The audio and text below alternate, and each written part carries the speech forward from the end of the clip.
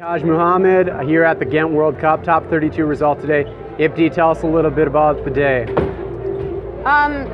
So today, my goal was just to try to stay laser focused on my actions and try to execute them well and really just stay moving.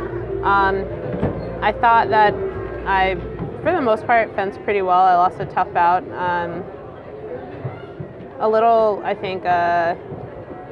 I lost focus a little bit at some point in the bout. So I feel like I definitely could have won, and I have some things I want to work on when I get back home. So I'll just focus on that before, we travel to Korea in a few weeks. And you guys are coming right off a training camp. How do you feel that training camp right before the competition impacts your fencing? I think that it can, be a really positive asset for us. We are definitely at a disadvantage as American athletes. We travel really far. Like the Asian athletes, we always have really long flight times and travel times. This tournament, it was great to be in Europe, the week leading up to the Ghent World Cup. We had really good training partners, and I enjoyed it a lot. I actually would prefer to train in France rather than training in the States.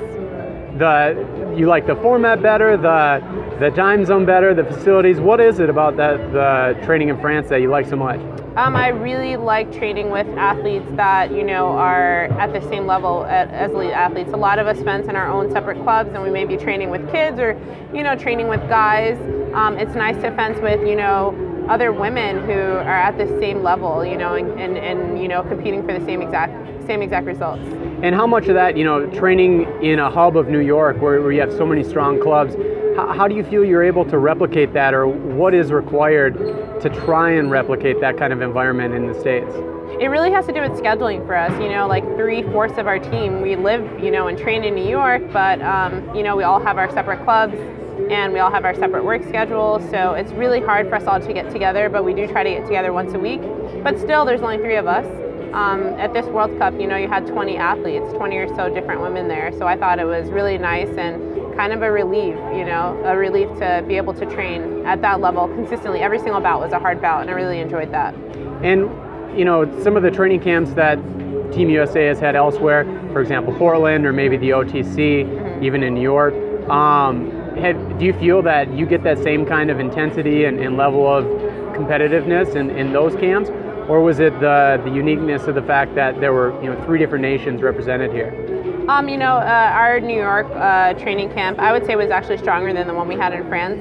Russia was there, France was there. You also had Poland, I think Tunisia, Panama. There were other strong fencers there, so I think it was a little bit more well-rounded.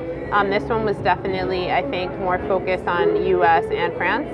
So if I had to rank the training camps, I would say that New York by far was our best one so far, but Paris was definitely comparable. So, in previous interviews, we talked with you a little bit about your State Department activities. Maybe if there are political aspirations.